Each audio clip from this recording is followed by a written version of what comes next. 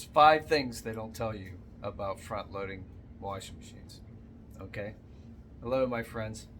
Another 5 things episode. Number 1. You're gonna need special laundry detergent. That's right. You're gonna need this high-efficiency laundry detergent. It has this tiny little symbol on there. It says HE. You have to use that. If you don't use that, you're gonna end up like Bobby Brady on the Brady Bunch, like suds everywhere. All right, that's number 1. Number 2, you're gonna spend a lot of time on your knees. Yeah, these things do come with like pedestals, but they only like raise them about this high off the ground. You're still gonna have to scoot down here. So like, if you have trouble like getting up and down off the floor, you know, like you're getting middle-aged or a little bit beyond that, then this may not be for you. Number 3, even if you get down on your knees, you're gonna have to get in here and get this stuff. If you have short arms like I do, you might need some grill tongs or something to get your shoes out of here.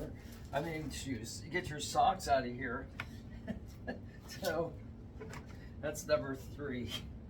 And I guess number 4, things stick to the top of the inside here, so you're gonna have to look and make sure that like nothing's stuck to the inside of the drum. Now, having said that, this thing gets these really dry. Like, so if you want to clothes dry your, line dry your clothes, this would be great. All right. Number 5, I guess, is you're gonna have to wipe this out. So like right here, there's this gasket, right? So I've heard a lot of people complain about getting mold if they don't wipe this out. Now, other people said, oh, all you gotta do is keep the door open, it'll evaporate. Yeah, I'm not taking that chance. So I have a towel that I use to wipe the inside of this gasket out, and the door, and the receptacle where the detergent goes in. All right, well, that was 5, right? Okay, so there was 5 things about owning a front-loading washing machine that you may or may not have known, or they didn't tell you. Have a great day.